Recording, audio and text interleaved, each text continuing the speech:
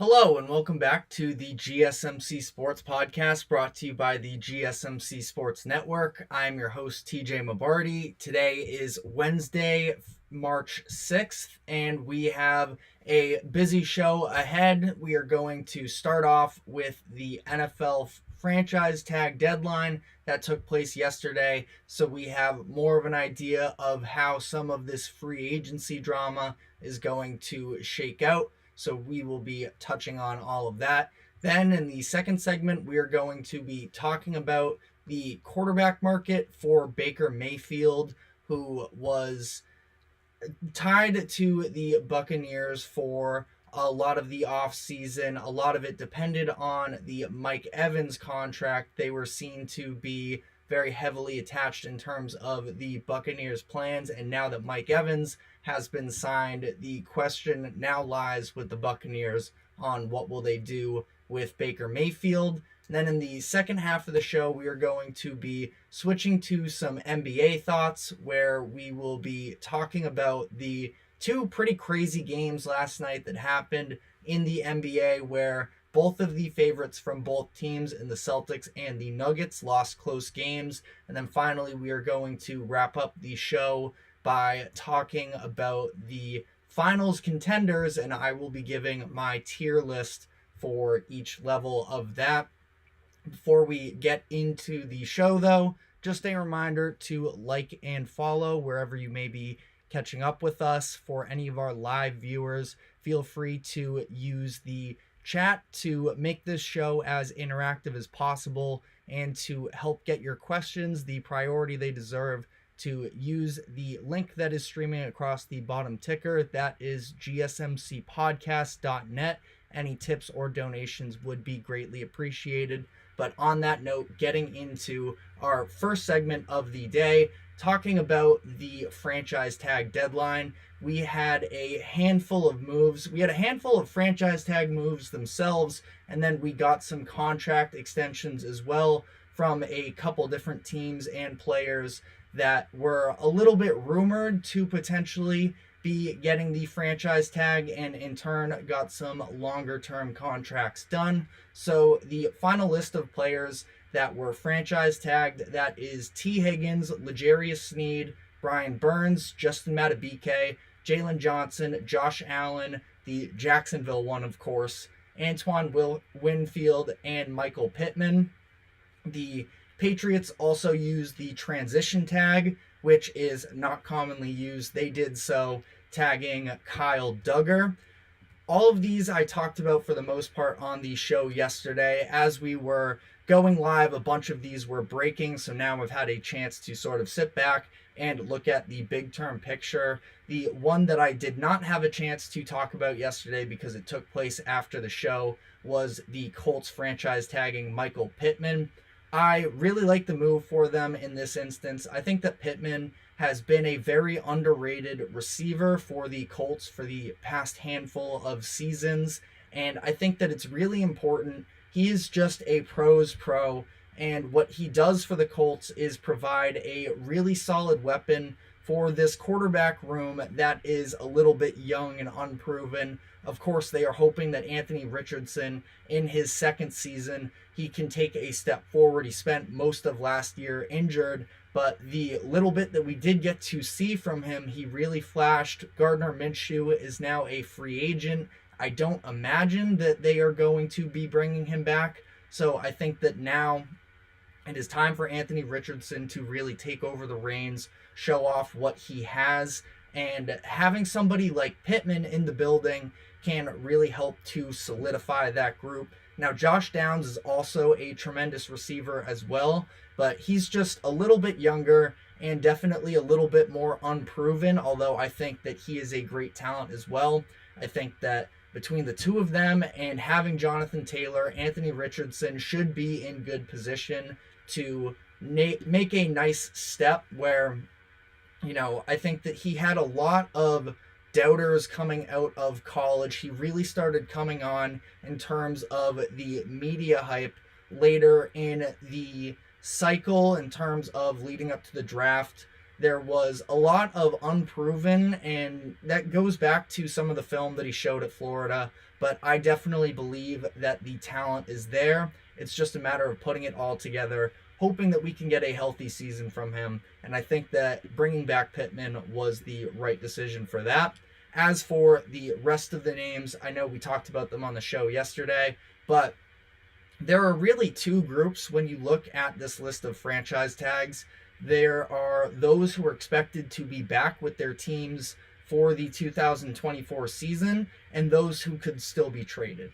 So I think that Madubuike, Johnson, Allen, Winfield, and Pittman will all be back at their destinations when the 2024 season starts. It gets a little bit murkier with L'Jarius Sneed, Brian Burns, and T. Higgins, where they all still could be moved despite being tagged. So we'll start by talking about some of those guys. We will start the conversation with T. Higgins. I think that he is probably the biggest name. I don't know if I'd necessarily say he's the best. I think that L'Jarius Sneed is probably better for what he does. But T. Higgins at a very important position, of course, being a wide receiver, and not having him on the market makes this a little bit interesting because of the fact that when you look at the Bengals here, they are not too far removed from that Super Bowl appearance that they had in the 2021-22 season.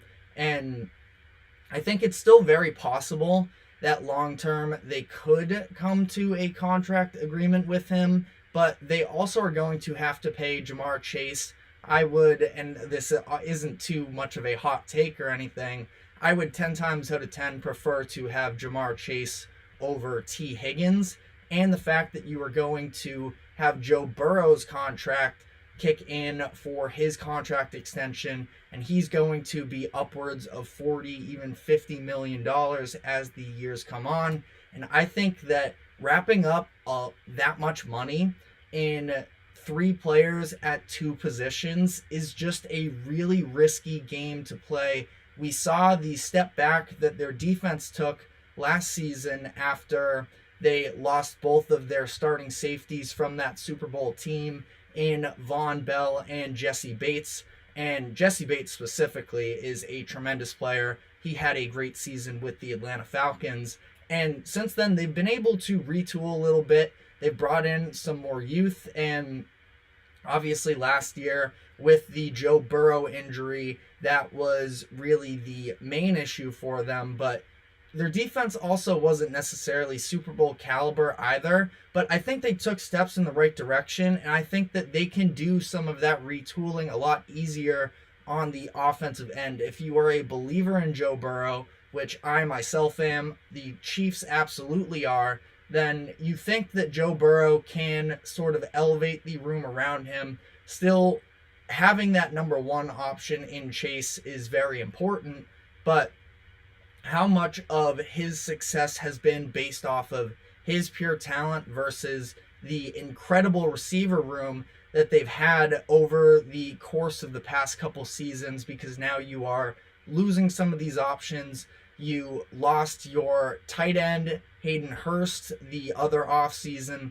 So now as the contract jumps for Burrow, he's going to have to do more on his hands.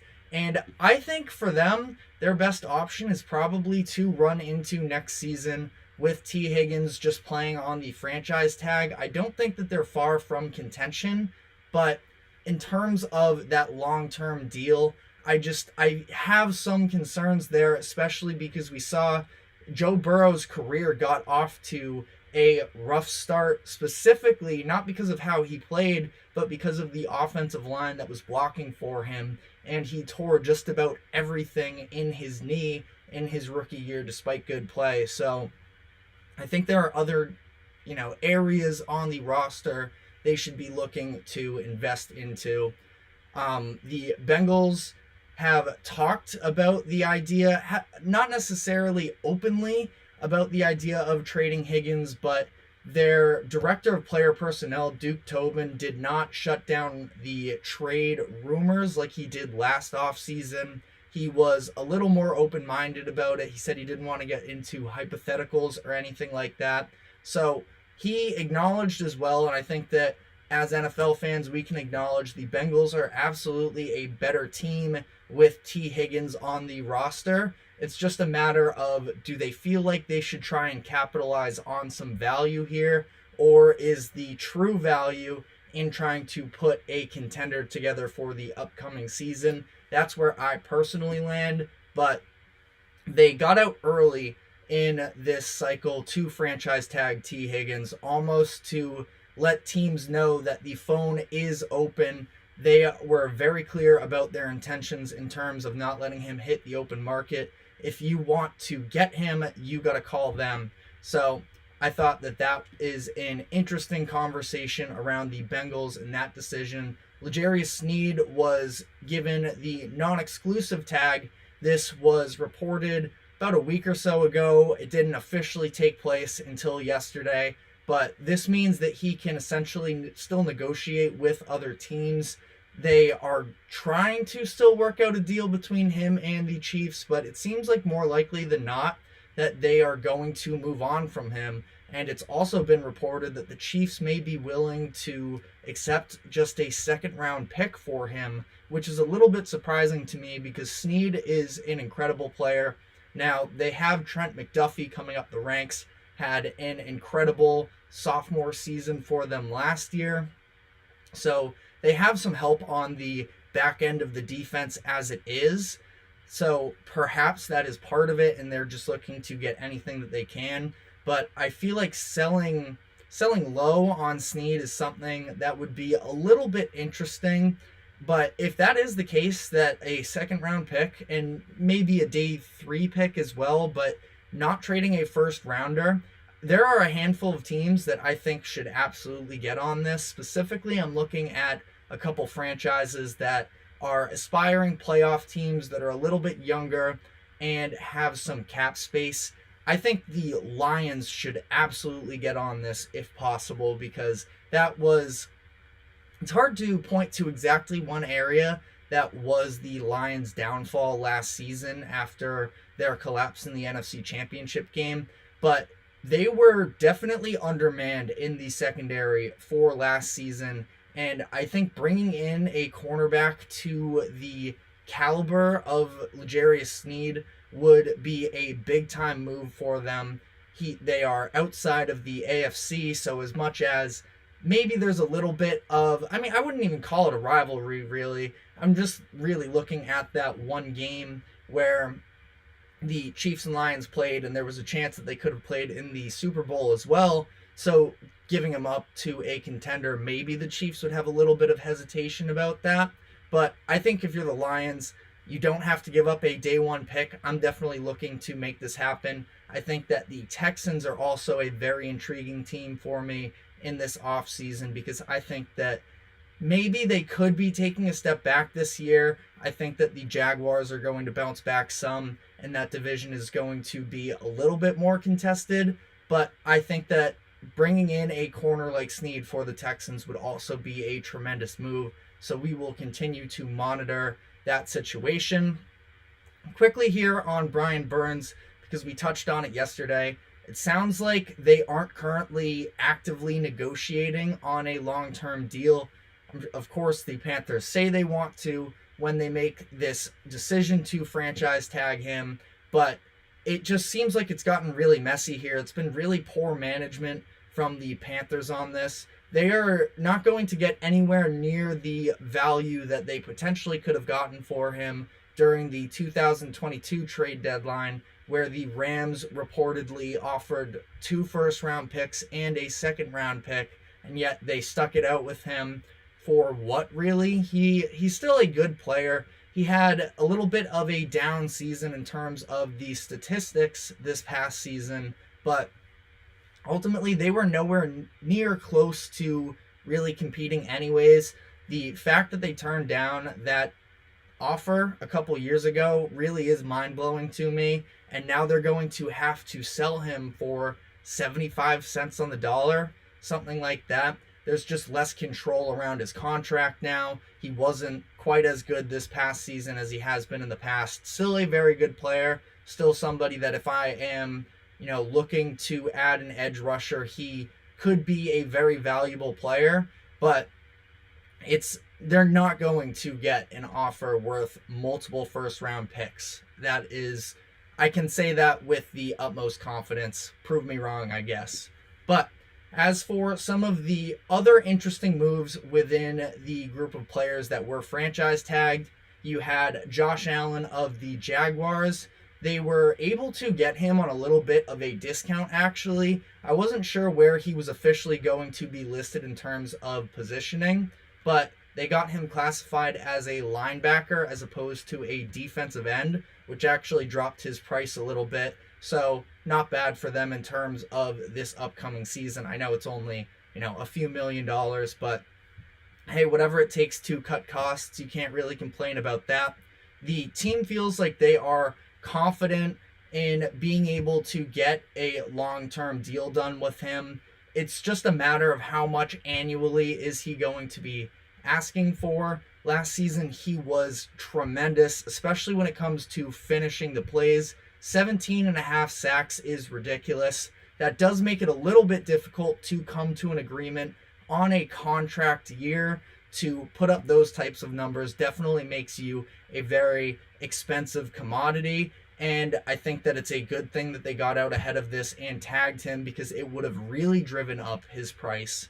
But, if you're the Jaguars here, you're asking yourself, do you think that he can continue that level of production? I personally do believe so. I think he's a phenomenal player. I don't know what his relationship is like with Trayvon Walker, but I think having a homegrown guy that's been a home run for them up to this point through the first year of his career, it shows your organization. We reward the homegrown talent. Maybe him and Walker, he can help grow with Walker over the next few years. Walker is going to be a free agent in a couple seasons now. We're seeing some strides from him. How much can Josh Allen help him? So I definitely think bringing him back is in the team's best interest. Now, again, what that price is going to be interesting, because he's going to be at least $20 million per year, probably more mid to high 20s, especially considering the type of season that he just had. But I guess we will see what number they end up on. He is maybe a sneaky dark horse, could be traded, but I think that he's staying in Jacksonville, and I think that that's the right decision. But because they decided to franchise tag Josh Allen, that means that Calvin Ridley is going to hit the open market as probably the top wide receiver available. So we will sort of see the repercussions of that. I think that the Jaguars, while they don't necessarily have an elite receiver one, they have surrounded Trevor Lawrence with a handful of viable options at the receiver and tight end position. So I think that ultimately, if they lose Ridley, it was nice getting him in for the season and testing him out. But Ridley's also sneakily older than you may think because of the amount of time that he has missed over the course of his career. He's already in his late 20s, and that's not to say that he, can't put together some good seasons here as he goes forward. He just turned 29 specifically, but we sort of, if you look back at that rookie season that he had, specifically it was his third year where he popped and he was all-pro second team. The fact that he hasn't really reached that height again, and he had 1,000 yards this year. It's not like he was bad by any means, but it's just the matter of consistency and showing that he is a receiver one game in, game out. That's still a little bit to be seen. I definitely expect him to get paid though.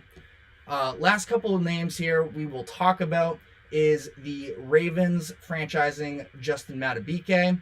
Madubuike was tremendous this past season. They have a handful of upcoming free agents, and this is the one that they end up choosing to retain on the franchise tag. He just turned 26 years old, so he has his better football ahead of him. Despite how incredible he was this year, he had 13 sacks from an interior D lineman position, which is always incredible production to get.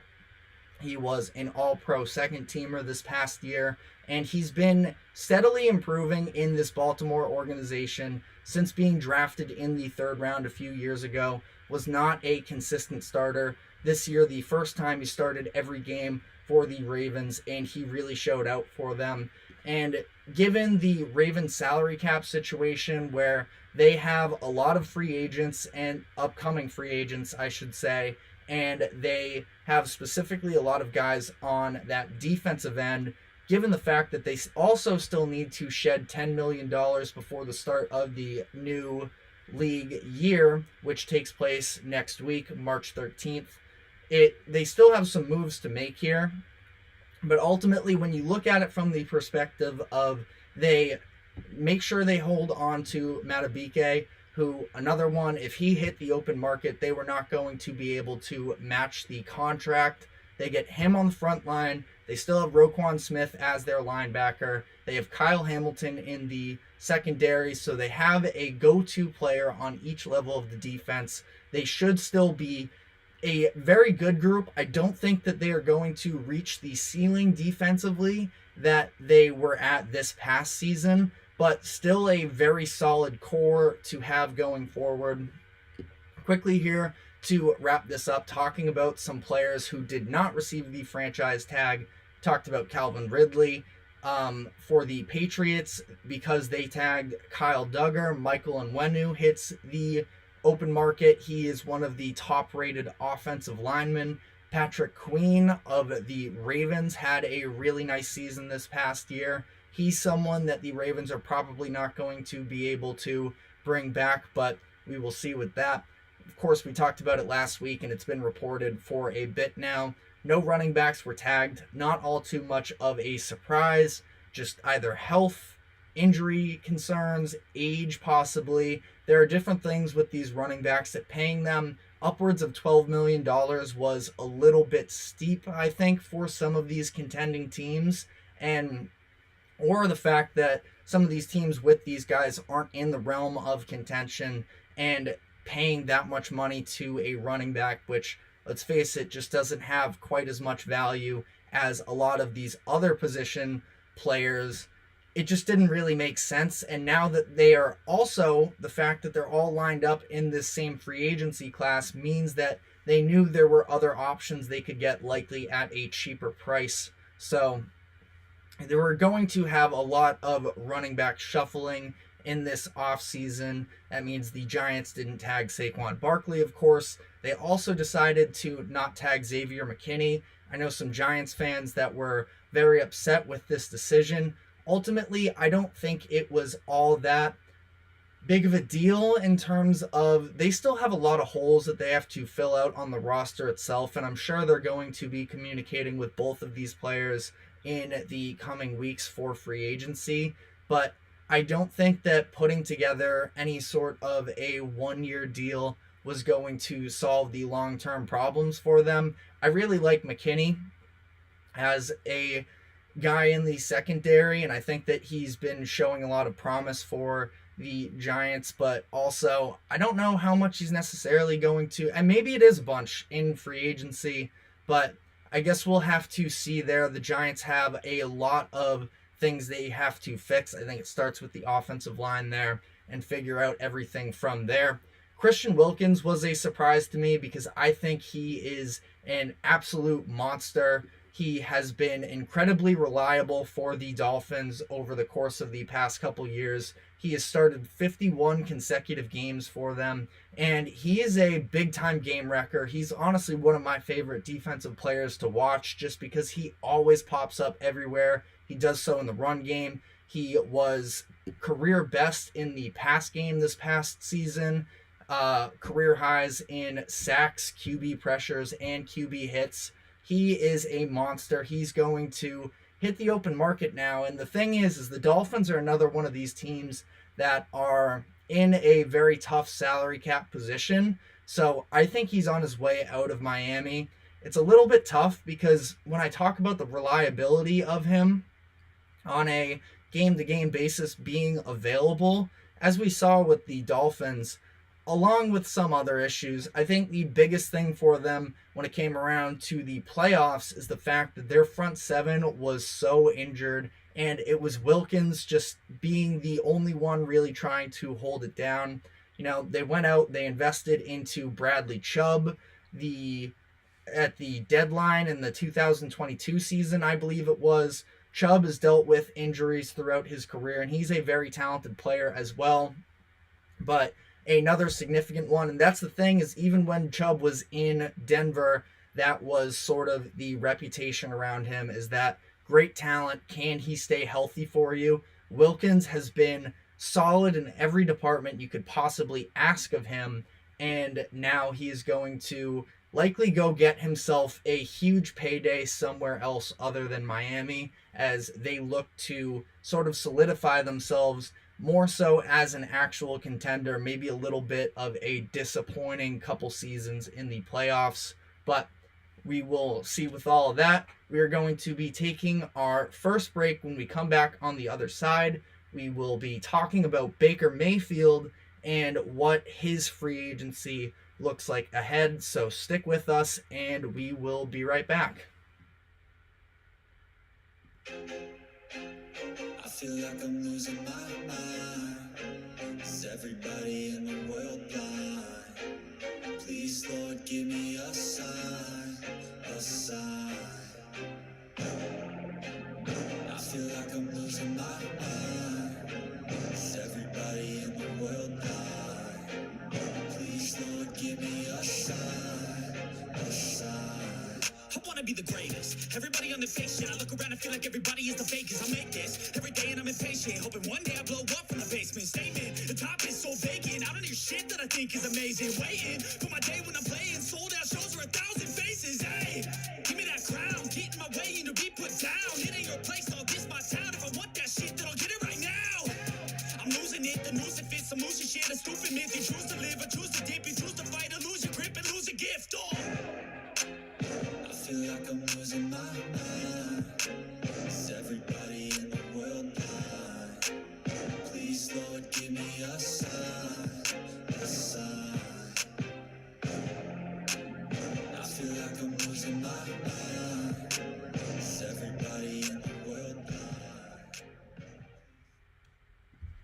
Welcome back to the GSMC Sports Podcast. We just finished up talking about sort of the roundup about the NFL franchise tag deadline. Now we are going to be moving on to one particular case, and that is of Baker Mayfield. Now, while the Buccaneers weren't actively involved in, well, they actually were actively involved in the franchise tagging because they tagged Antoine Winfield earlier in the cycle, but that also left questions about Mike Evans, who of course has been with the Buccaneers, has been the star receiver for them for the past decade, coming off of a second-team All-Pro selection last year. Despite being 30 years old, he put in one of his best seasons of his career with Baker Mayfield. Now, Evans, 2 years, $52 million. That is a great price for somebody entering his age 31 season, and that is obviously a very convincing pitch to stay in Tampa Bay. But earlier this offseason, he also talked about the fact that he was going to consider whether or not he was going to stay, also based off of how they handled the quarterback position, whether or not they were going to keep Baker Mayfield in town. And he ends up making this decision, signing with the Buccaneers, despite having some question marks still around what they are planning on doing.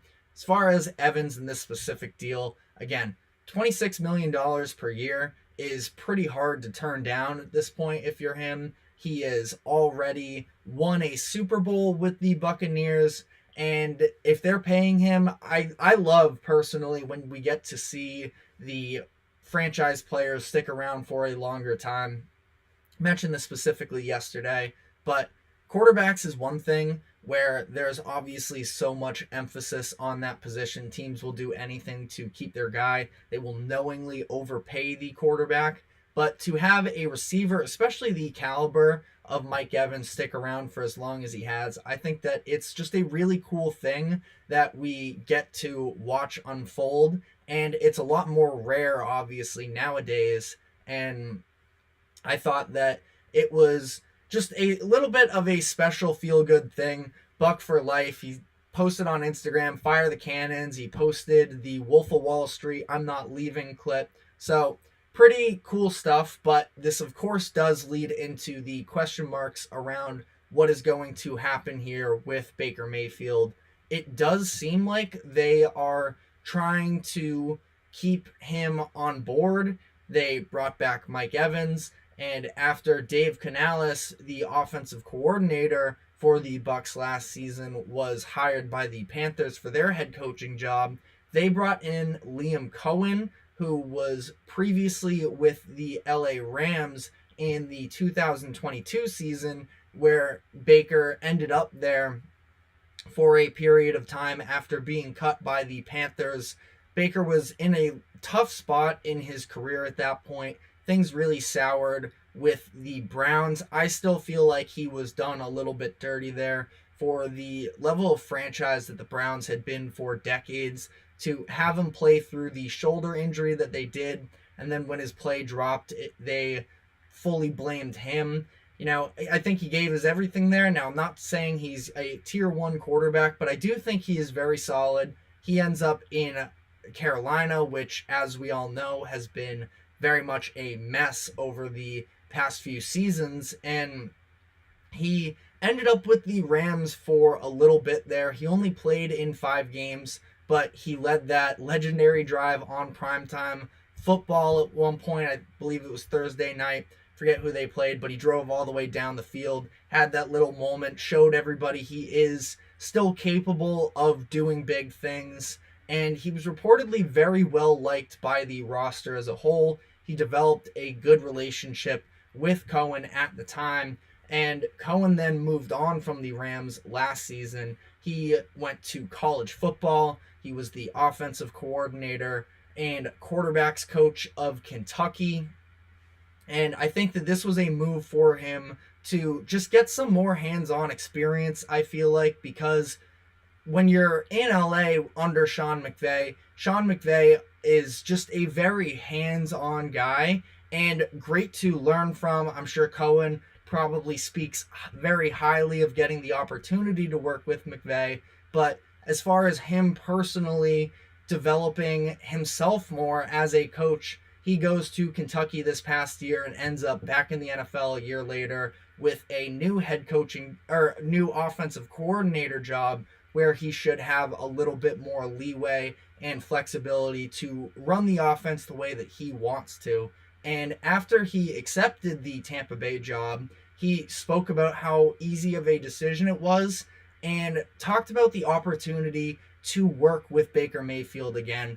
They developed that nice relationship through their time with the Rams, and he was really glowing about Baker as a whole, about the type of player, quarterback, and leader that he is, and somebody that he wants to surround himself with players such as Baker Mayfield. He talked about a time where Baker was jawing a little bit in practice with Jalen Ramsey, and this was at a time the Rams had a really brutal season. Matt Stafford missed most of the year with an injury. The Rams ended up winning just 5 games, but Baker came in and he said that there was a spark that was sort of lit with that Rams team at the time that wasn't there all season. Baker obviously comes into Tampa last year and posts a handful of different career highs. And I think that, now we're at this point here. It was career highs in passing yards, touchdowns, and completion percentage. So he had himself a big year and set himself up in position for getting a payday. Now, when you look at the overall market for quarterbacks that is out there currently, we talked about this yesterday with the Russell Wilson situation, where there aren't tons of options for free agent quarterbacks. You have the Vikings, Falcons, and Raiders, who all definitely need starters.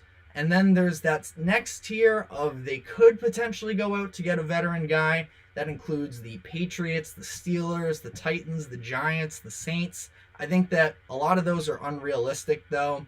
The Steelers have already, a couple times there have been reports coming out, as much as they've been linked to some of these other guys, that they are not looking to bring in a veteran quarterback. The Giants just paid Daniel Jones last offseason. I know he spent a lot of the year hurt, but it would be, I think, difficult for them, giving Jones all this money, to then go out and pay the price that is likely going to be Baker Mayfield in free agency. The Saints as well, same situation with Derek Carr. So I think that the most likely situation is him ending up back in Tampa Bay, which I think would be beneficial. They go out, they make the playoffs, and they even win a playoff game. I know that a lot of that game was probably due to the fact that the Eagles were a mess down the stretch of the year, but I also think that the Buccaneers really found something in themselves, and they can still be a very solid roster. They also have cap space this offseason. Now, of course, a large part of that would have to go to Baker, and the price is looking at least upwards of $30 million, which I know to a lot of people you're thinking that that is expensive, and it is expensive, but I think if they could find a way to get a deal done that was somewhat like Geno Smith, or, as much as people don't like the player itself, Daniel Jones, where it's a lot of these big money deals, but it's a lot more front loaded in terms of guarantees, where it's fully guaranteed the first year, maybe the second year, but you can get yourself an out after season 2. That's the case for Daniel Jones. I think that he's only fully guaranteed after this upcoming season, and then the Giants have a way out. The Seahawks could have saved themselves, was in the $15 million range, somewhere around there, if they had decided they wanted to move on from Geno Smith. They had a deadline. It was either last Friday or the Friday before. But as much as there are these eye-popping numbers for quarterbacks that you might not think are franchise guys, you give them the money, you keep your team competitive, because a lot of the time it's, well, sure, you'd like an upgrade of the position, but what is the path to get that upgrade? It's not always that easy to figure it out.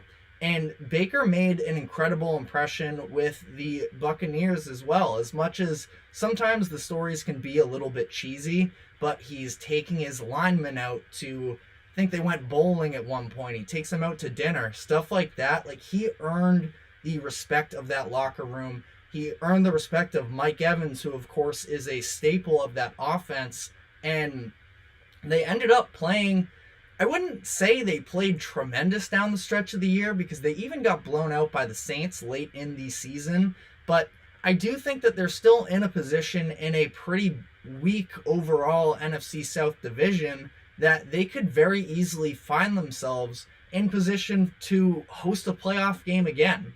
And I don't think that they are in that position if they move on from Baker Mayfield. And again, they have the money and they have a lot of talent on that roster as a whole in order to do so.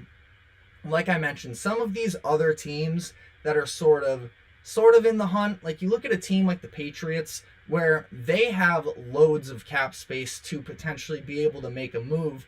But if you go in and you sign Baker Mayfield, you still don't have an offensive lines. You still don't really have receivers for the most part. You have to invest into all of those positions as well. I just think that they have a lot of holes, whereas Baker, he can stay in Tampa Bay. Now, it is worth noting that he was on record saying he is not willing to take a hometown discount. He is looking to get paid. Honestly, who can blame him, really, considering the way that his career has sort of played out over the course of the past couple seasons?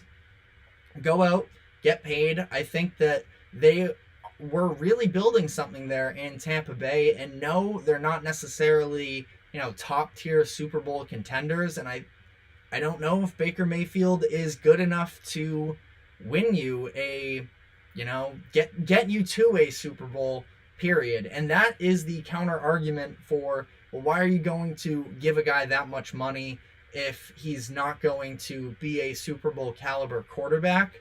I also think that there is just some sense of value in being a good competitive team. Like, I think that the full-blown rebuild is often a philosophy that's a little bit overstated. And mind you, I myself am a Patriots fan that was, hate to admit it, but I was rooting for them to lose games last season because of the fact that they were so far from contention that I wanted them to be in position come this draft where they could draft one of the top tier quarterbacks. The Bucs are in a spot where, again, they've won a playoff game last year. Baker Mayfield has now won multiple playoff games during his career, and I don't think that that's, I mean, you look at a team like the Lions last year, and Jared Goff, I don't mean to, understate how impressive he's been over the course of the past couple seasons, because he's been a very good player. He's been a very good, I know that the term gets a whole lot of, stigma and drama around it, but he's a game manager, and he does so really well. It's when you limit those mistakes and just let the game play out, you find your best weapons, you take advantage of moments, and that's what Jared Goff did in the path to the NFC Championship game. I think Baker can be on that caliber of player as well. So I don't think that $30 million is too much for him. You are a Buccaneers team that, what's the point of going from winning a playoff game this year to purposefully sort of tanking your stock to try and get up towards the top of the draft next year? The draft is such a crapshoot a lot of the time. It's very hit or miss, and so are these top tier quarterbacks that are coming out of it. I know that Baker, we all sort of have turned the page on him being an elite quarterback, but he was drafted number 1 overall just a handful of years ago in 2018. I think that he can still be a very viable option for the Buccaneers headed into next season. So that is all we have time for on this subject. We will obviously be continuing to monitor his market as the weeks go on, but we are going to be taking our second break, and when we come back, we will be moving to the NBA, where we had the favorites from both conferences drop big-time games. So stick with us, and we will be right back.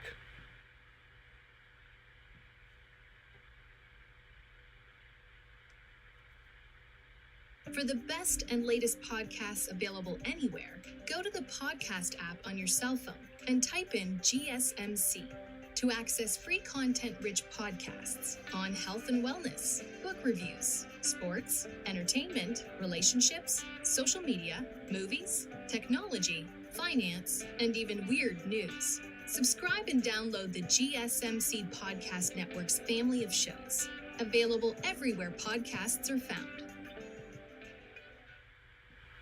Welcome back to the GSMC Sports Podcast. We just finished up talking some NFL for the day. Now we are going to be shifting gears a little bit to the NBA, where we had some favorites fall last night, the Boston Celtics and the Denver Nuggets.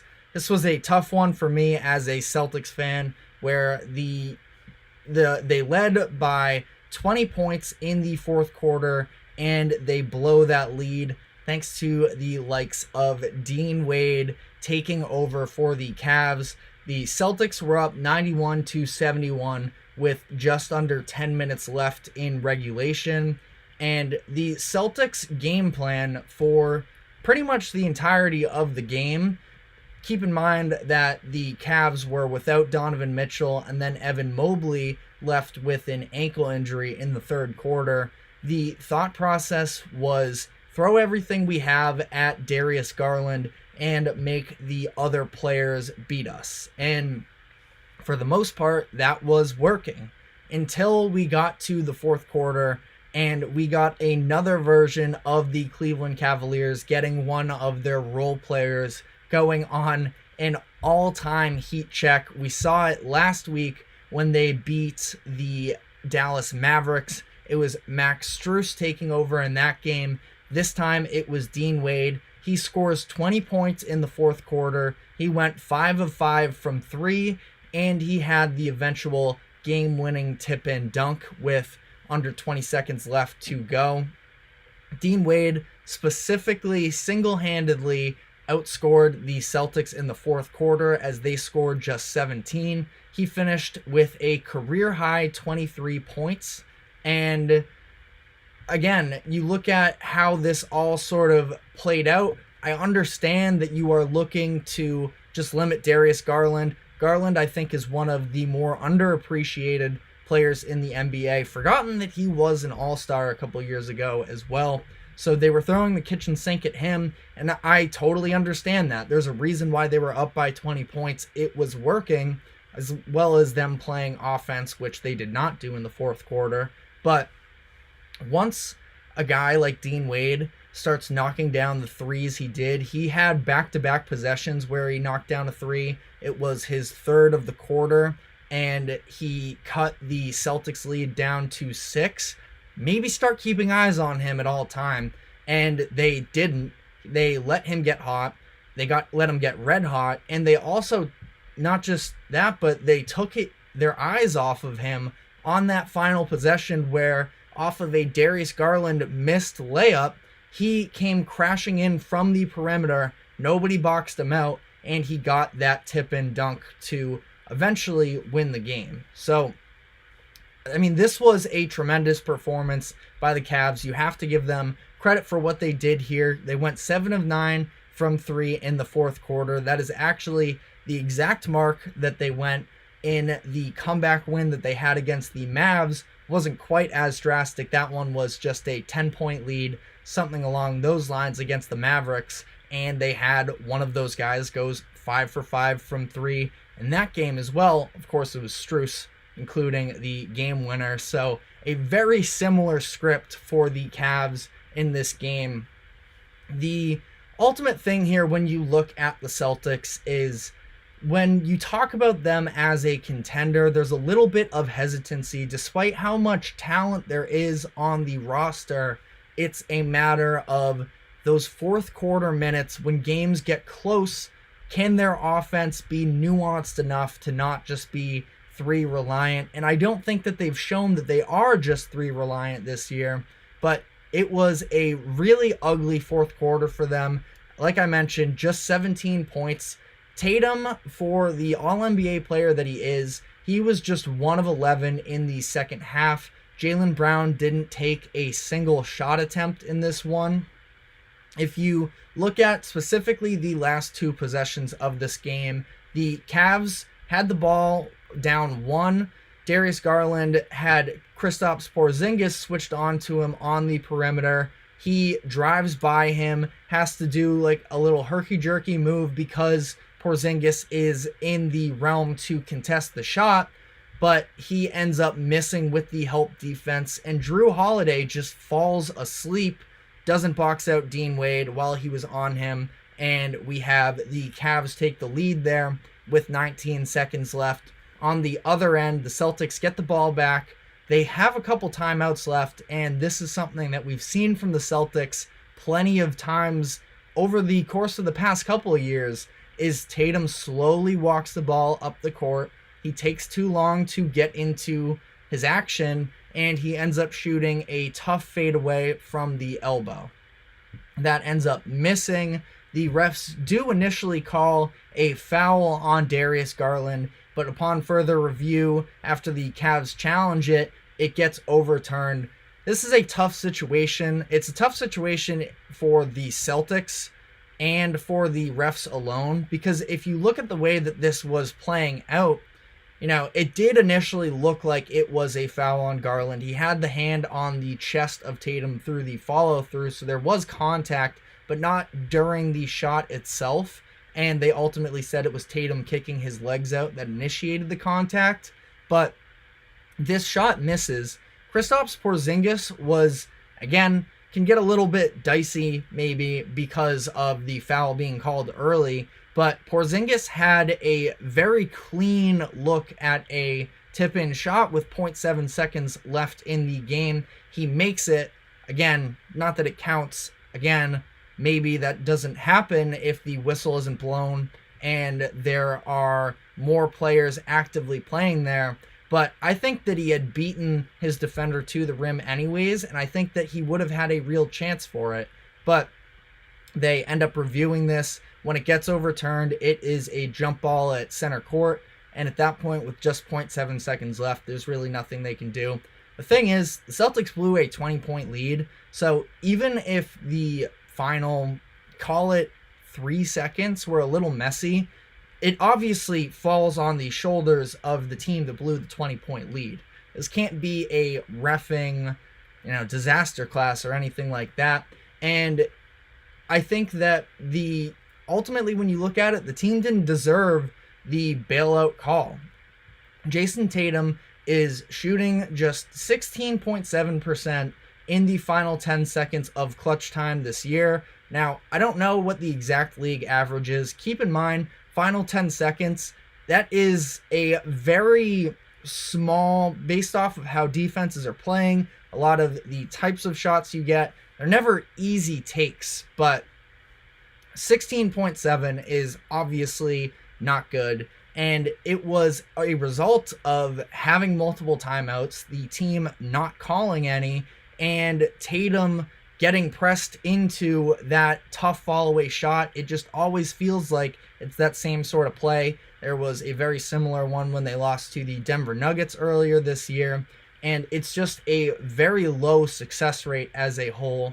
So quickly, I'll finish up here because we do also have to get to the Nuggets as well, but the Celtics win streak comes to an end at 11 games. They hadn't lost since February 1st in the game where they played the Lakers that were without LeBron and Anthony Davis. And it seemed like in that one, they overlooked their opponent. They came out flat and never climbed their way back into the game.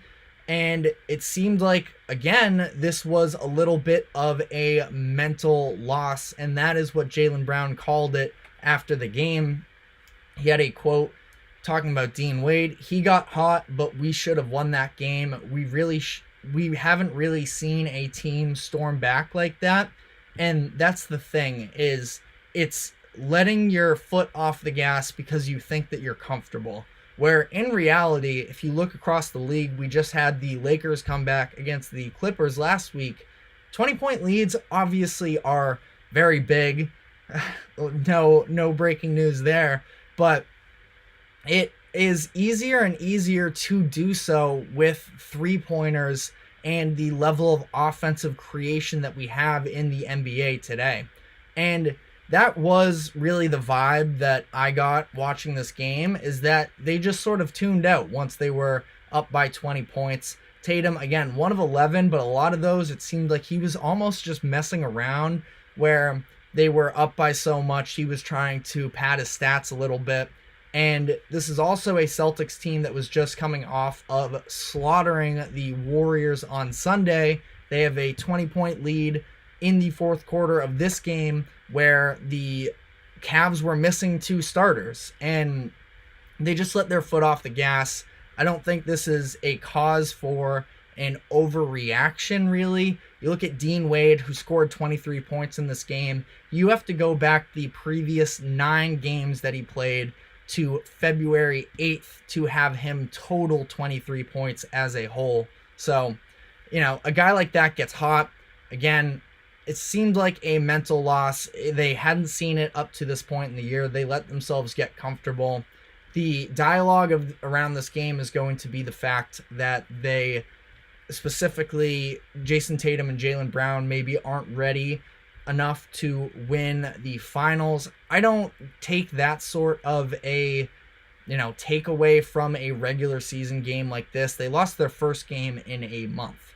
But I do think that some of the late game offense issues that we've seen with this team in the past can't fully be put to rest until we see them do so in the playoffs when things get tight. The other big game in this one was the Suns and the Nuggets going to overtime, where the Suns were without Devin Booker in this one. They led big for most of this game. Grayson Allen was tremendous in the first half, going 6 for 6, and then from 3 alone, and then knocked down 2 3-pointers in the first minute and a half of the second half. But the story about the Suns this year has been about the way that they have crumbled in a lot of these fourth quarters. They were up 20 in the third quarter. They were up 11 in the fourth quarter, but they have the worst net rating in the fourth quarter in the NBA this season, and it showed up again. Neither of these teams were really firing on all cylinders when it came to offense. The Nuggets were 3 of 12 from 3. The Suns were 2 of 8. But the Suns scored just 12 points in that fourth quarter. The Nuggets came back. Jamal Murray was really good in this one, and they end up sending it to overtime.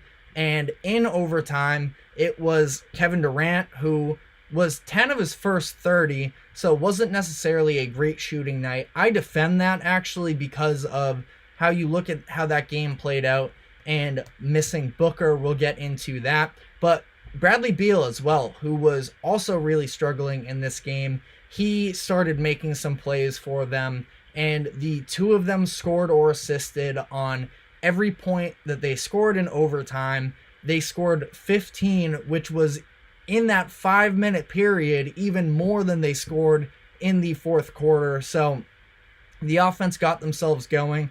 They got some stops again, and I think that when you look at sort of the way that this Suns team, because I feel like I'm looking at it more so from the perspective of the Suns. The Nuggets have had some weird turnover stuff as of late. Jokic finished with, I believe it was 7 in this game, and it's just very uncharacteristic of them, but we've seen it more and more as of late. Again, not something that I'm overreacting to. My bigger thoughts on this one sort of came with the Phoenix Suns, who are definitely in the realm of contention this year, but when you look at their offense, it's a lot of ISO ball, and it's sort of similar to what I talked about with the Celtics as well, is it just seems like the ball movement sort of disappears. Now again, overtime looked pretty good for them, but even in overtime, like, they were going down to the final seconds of the shot clock on every possession. Brad Beal bailed them out with beating Michael Porter Jr., getting a really nice finger roll at the rim to go. Then there was another possession where Brad Beal dribbled the ball around for the majority of the clock, and then he threw a little bit of an iffy pass to Kevin Durant on the perimeter. He just makes a tough pull-up shot over Aaron Gordon. So, they came alive, but even still, it wasn't the prettiest looking offense, and Devin Booker has really improved as a playmaker over the course of his career, and he effectively plays the point guard position for them.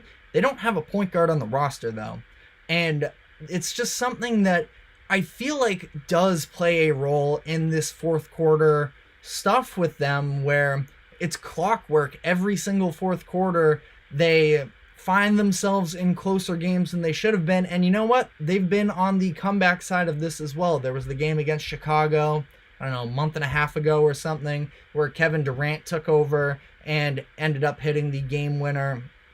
There was a game against the Kings as well, I believe, that they had, where, again, I don't think that on one possession, because of the level of shot making between specifically Durant and Booker, and then whatever else Bradley Beal is going to give you, I think that the individual offensive talent is there, that you can't count them out.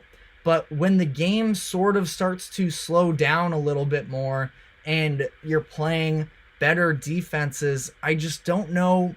It's hard for me to fully buy into this Suns offense. I think that they have some nice role players around them, but nobody really other than those three. And you know what? 3 guys who can create their own shot are also that's a big deal to have. Not every team has that luxury, especially to the level of scorers that are on the Suns. But I just also think that in a 12-minute span, comes up a little bit more than we would prefer to see from a team that is looking to win a championship. Jamal Murray, after this one, was really upset with the loss, called it one of their worst of the season.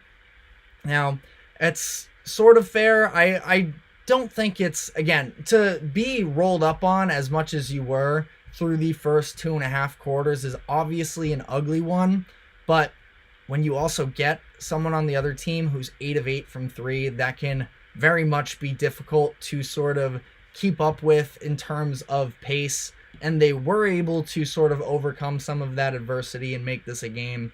But again, the turnover stuff is specifically what I'm looking at with the Nuggets, and I'm just keeping an eye on it because, again, very uncharacteristic of them, and it just hasn't seemed to be as smooth as we've seen from them in the past, where they've really been, led by Jokic, one of the pinnacles in terms of ball movement and playing good team basketball. But that is all we have on these 2 games. We're going to be taking our final break, and when we come back on the other end, I'm going to be giving my tier list of different NBA Finals contenders. So stick with us. We will be right back.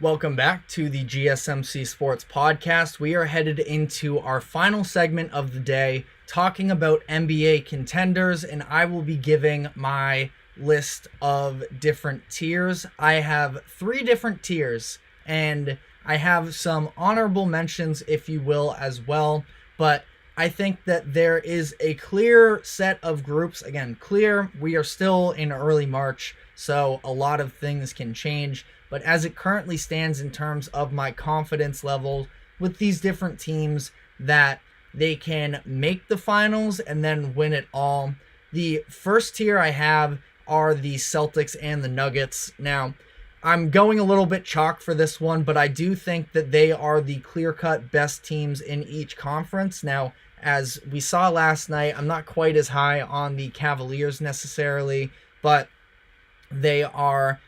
that both of these teams in the Celtics and Nuggets could be a little bit vulnerable if certain things don't go their way, if they don't correct certain mistakes.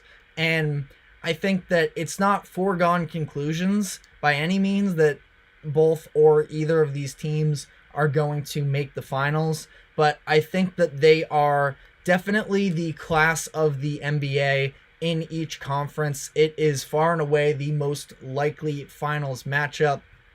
The Celtics are the odds-on favorite at plus 230, according to DraftKings, for winning the finals. The Nuggets are second at plus 450. I think that, again, you can look at some of these regular season games and tear them apart because we are...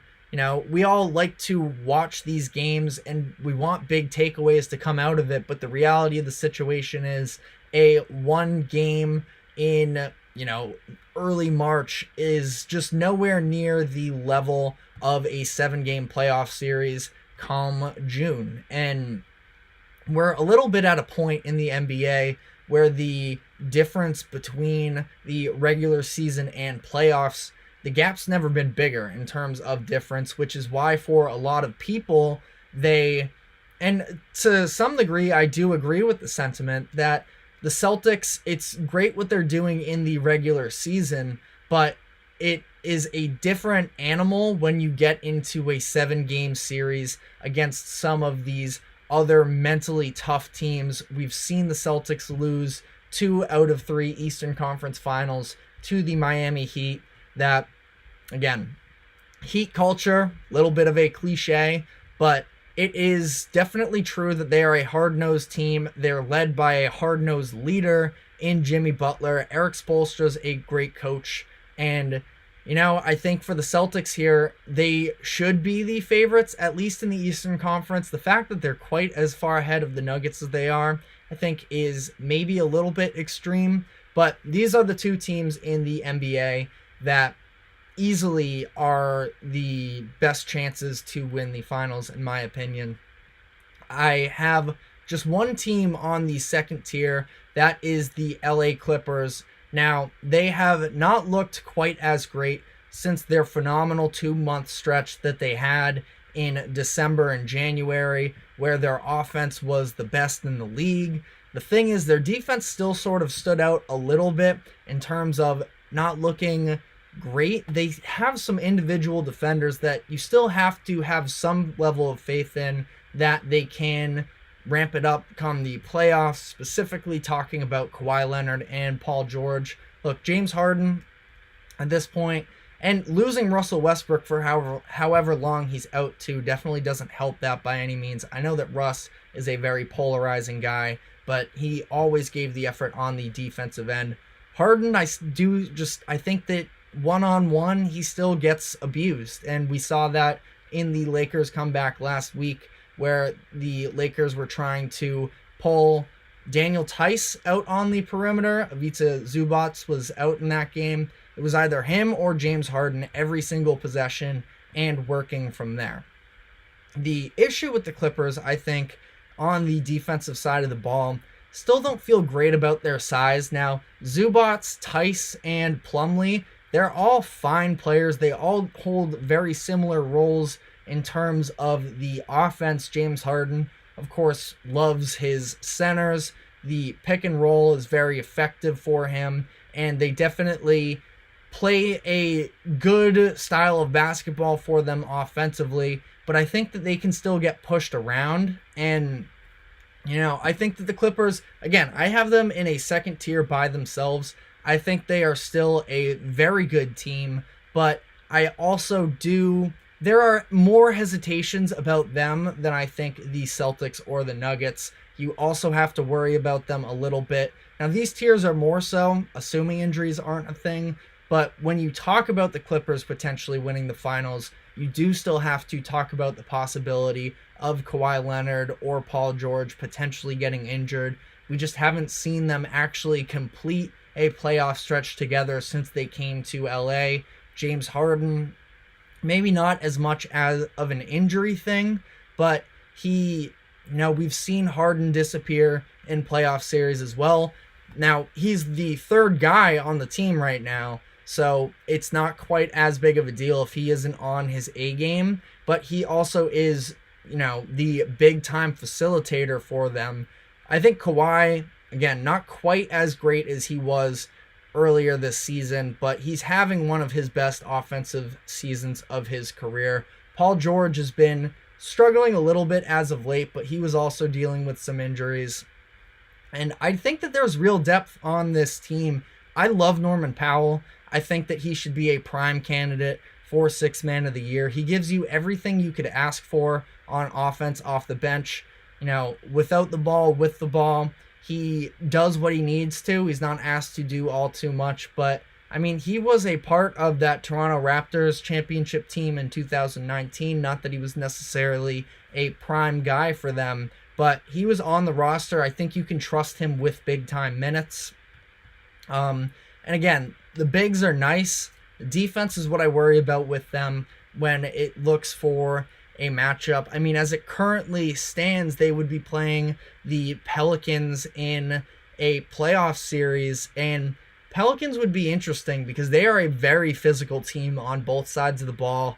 We saw the Pelicans come back and beat the Clippers. It was a month or so ago when Zion just started bullying the Clippers inside, getting to the rim anytime he wanted, had a big fourth quarter. And I just think that's not the best matchup for the Clippers. And there's a couple teams like that. The Timberwolves are very physical and very good on defense as well. But I will say, last note on the Clippers here, I'm not trying to be too negative on them or anything. They won one of those rock fights against the Timberwolves the other night on Sunday, where both teams shot under 40%. Both teams scored under 90 points, and the Clippers came out on top on that one. So that was a little bit... it was a good thing to see from the Clippers there, that they can win a little bit in different ways. And then the third tier that I have includes the Phoenix Suns, Milwaukee Bucks, Miami Heat, and Minnesota Timberwolves. Now, I will address some of these teams that I did not include in a minute, but as far as these teams, I think that these are the groups with the ceiling that we can actively see. They are playing some of their best basketball as of late. I know I was just a little bit negative on the Suns in terms of the late game stuff with them in the last segment. I do still think that reigns true. That is my biggest concern with them. But you have to imagine Devin Booker, Kevin Durant, Brad Beal, if they're all playing at their best, they are definitely a very difficult team to play. I didn't talk about Jusuf Nurkic in that last segment where we talked about their game versus the Nuggets, where he fouled out with a couple minutes left in regulation there. Nurkic has been a huge revelation for them. He's another guy that he hasn't been very healthy down the stretch of the past handful of years, but he's having a very nice season, extremely effective on the boards. Now, I know there are some Suns fans that are not thrilled about the level of defense that he plays, but I think he at least counteracts that with being the rebounder that he is. And also, he's fourth on the team in assists, and we saw it last night when they were playing.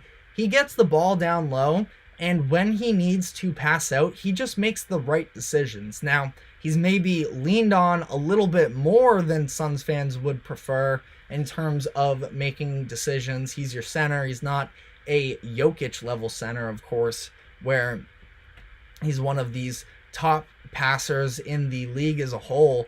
You ideally take a little bit off of his plate in that sense, but I do still think that he is a very nice player for them. And then, their top 7 guys are very solid. Again, injuries are a big concern with them, but Grayson Allen is having a tremendous season for himself. I know that he cooled down the stretch of that Suns game last night, but he's around 50, 40, 90 this year. And then Royce O'Neal was a decent pickup for them as well. Bol, the little bit of revelation that's going on there. I feel like I got to watch him closer to see what's actually going on with him. But definitely a Suns favorite there. Other teams here, the Bucks, I've talked about them tons on this show. I really think that the defense they're playing right now is encouraging as a whole. Undefeated coming out of the All-Star break, allowing under 100 points per game. That is nowhere near the level of what we saw from them earlier in this year. And they're starting to shape up into more of a contender by the day. I think that once they fully get on the same page here, you still feel like there's something that could be unlocked in terms of the Lillard Giannis two-man game. If that happens, watch out. But they are definitely on a good pace as it currently stands. The Heat are a team, despite how bad they looked for the first half of the season, they are now getting themselves together as well. Jimmy Butler is finally caring about basketball. He's playing, and he is deadly, averaging 26 or so in the past month. About that, I know, not great statistics on my part, but bear with me here. But I think that they are definitely finding themselves as well. The Terry Rozier numbers are still maybe a little bit concerning. His efficiency has just been really bad since coming to the Heat but that's an example of something where if they can possibly unlock that, it adds another dimension to their team. Tyler Hero is somebody that a lot of people just wrote off this past offseason, but he can be a big-time scorer for them as well, for a team that at times, obviously, a lot of the time they drag other teams into the mud and they play these defensive matchups, and that's sort of how they win basketball games.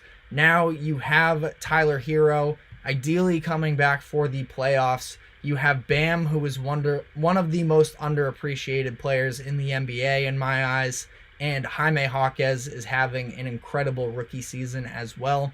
So the Heat are definitely real threats. And then last team I have here is the Timberwolves. They're a little bit fringe to me. Their defense is still really good. I know statistically they've taken some steps back in recent months, but I do still think that the defensive ceiling with them is there. It's the late game offense that sort of worries me a little bit. Very reliant on Mike Conley, and I like Mike Conley a lot. It's just the looks that they get on offense in those crunch time minutes really aren't quite as great as you would want them to be. Anthony Edwards is tremendous, but he's still very young into his career. You have Karl Anthony Towns, who we know the spacing that there is with him. We know he was an all-star this year. In my opinion, Sabonis should have been over him, but that's neither here nor there. But I just don't think he can take advantage of mismatches the way that he really should. And, they have some flexibility as well, because if they want to go with more offense, they can take Gobert off the floor. They can put in Naz Reid as well. So they got different options. I don't know how many decision makers with the ball that they really have at an elite level. And I think it leads to their offense getting a little muddied up in the end of games. So quickly here on the snubs. Now I almost put a tier 4 for the sake of this exercise. One thing I am personally working on is trying not to be too inclusive. Realistically, if the Knicks, Mavericks, Cavs, Sixers, Lakers, or Warriors won the finals, I would be surprised. And that's sort of how I did this exercise. Now, Knicks' ceiling, if they're fully healthy, could definitely be in that realm, but they haven't been healthy, and it doesn't really seem to be getting much better from that perspective. If they had gotten to play the second half of the season all together, maybe they could have built up some momentum, but I think that it's a concern for them. Jalen Brunson just went down. Luckily, nothing too serious, but he went down this past weekend as well. The Mavericks defense is just brutal right now, and there are talks about Jason Kidd and his job security there in Dallas. Sixers, it's Embiid or bust, but even with Embiid, injuries are an issue. And the Lakers and Warriors, these sleeping giants that, you could see it because we've seen it in the past, but I think we are just past the prime years of contention. But that is all I have for today. Thank you very much for tuning in to the GSMC Sports Podcast. Thank you very much to the GSMC Sports Network for allowing us to host this show. Just a reminder to please like and follow wherever you may be catching up with us. Helps us out a lot. Stay updated on this show as well as the rest of the great shows here at the GSMC Sports Network. And we will be back tomorrow at 2 o'clock. So we will see you guys then.